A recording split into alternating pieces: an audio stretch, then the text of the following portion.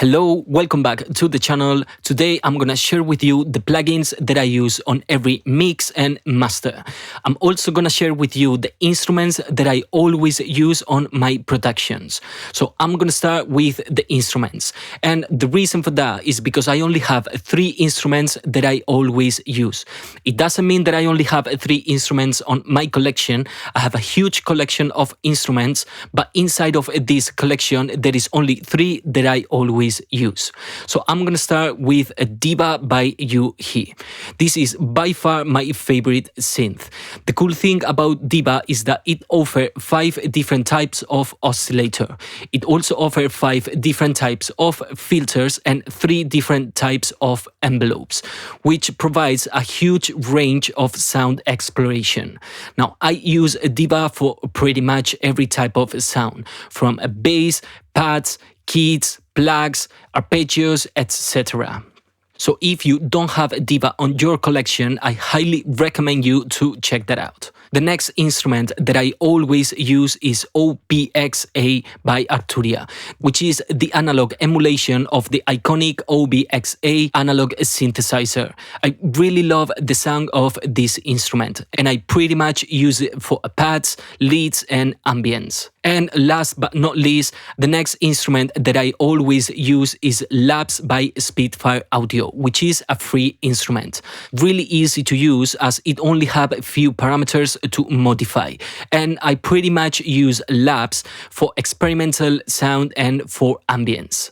So again, if you don't have Labs on your collection, just go and download it because it's just free. Okay, now let's talk about the effects that I always use on my mix and master. So I'm gonna start with the freebies. So the first one is Boxengo by Span, which is a spectrum analyzer, and I always use 2 different instances on my master tool channel. The first instance I use it to visualize separately the spectrum analyzer of my drums and also of my music. And the second instance I use it to visualize separately the mid and the side signal of my mix. The next free plugin that I always use is Imager 2 by Isotope. I use it as a vector scope to analyze the stereo information of my mix and to check if I have any phase issue. I also use to open and close the stereo width of a certain sound or to make mono or stereo a certain sound. Okay, so now let's talk about the equalizer, and I'm gonna start with the one that I consider like the standard, which is a FabFilter Pro Q3. This is an incredible parametric equalizer, plenty of features, and I always use this equalizer to clean and shape my sounds, to fix potential issues, etc. I also use a parametric EQ2, which is a stock plugin by FL Studio, but only if I need to do a simple task, like cleaning unnecessary low or high frequencies. Okay, the next equalizer that I always use is the API 550B. I really love the sound and the curves of this equalizer, and I use it pretty much to shape my kick drums, and it also sounds really good on vocals. Okay, so now let's talk about a compressor. So I'm gonna start with the CLA2A by Waves or Teletronics LA2A by Universal Audio. I love this compressor, and I use this compressor on pretty much everything from vocals to instruments, but I don't like how it sounds on drums. I have to say that at least the CLA2A, I don't like the sound of this compressor of my drums. But I do like how it sounds, the Teletronics LA2A on the drums. So sometimes I use it on drums. The next compressor that I always use is the API 2500, which I always use on my drum bass, as I love how it glue and add punch to the drum bass. Now, the next compressor that I always use is the Shadow Hill Mastering Compressor, which I only use it on my music bass. The cool thing about this compressor is that it's a dual compressor, so I normally use the discrete compressor to control these extra peaks, and then I use the optical compressor to glue the bass. and I love the result that it provides to my music group. Now, talking about gluing a sound, I also use always the SSL compressor on my master. And I also use it sometimes if I need to glue a certain group, like for example, cymbals or percussion group, etc. And last, for the compressor, the one that I always use is the FabFilter Pro Multiband compressor. Now, I use it always on my master, but I also use a second instance on my master tool channel, and I pretty much use this instance together with the Stream Deck to listen in solo to the low, mid and high frequencies.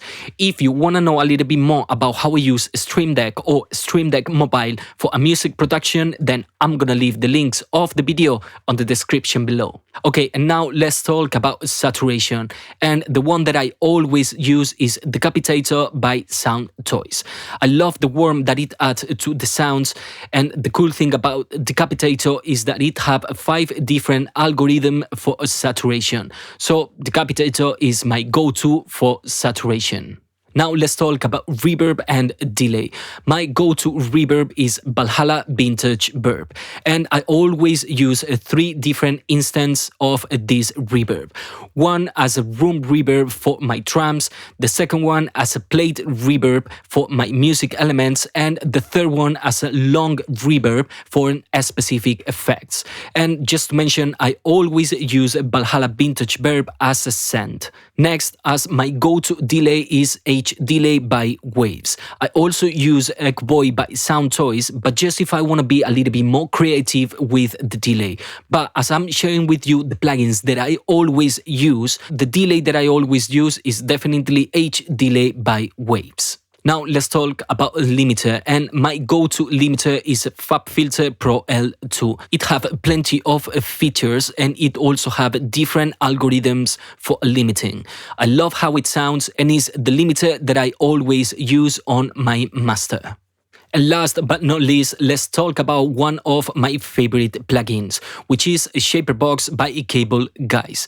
It have 10 different effects that makes this plugin a powerful tool for a sound design. Now, I use Shaperbox on pretty much everything, as a ducking effect, as a creative effect, to add texture, etc. In my opinion, this plugin doesn't have limits. So if you don't have Shaperbox by Cable Guys, I highly recommend you to go check it out, because in my opinion, this is one of the best plugins out there.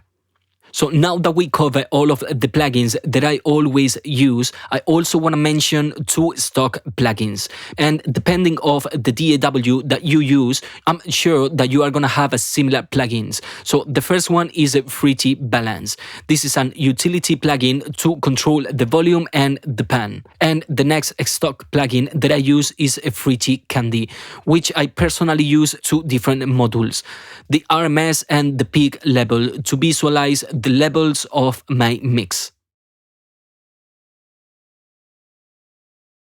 So this is the list of the plugins that I always use on every production and on my mix and master. Hope you like and learn something from this video. If you have any question, please leave a comment below. Thank you very much for watching. My name is JonHut, and I will see you in the next one.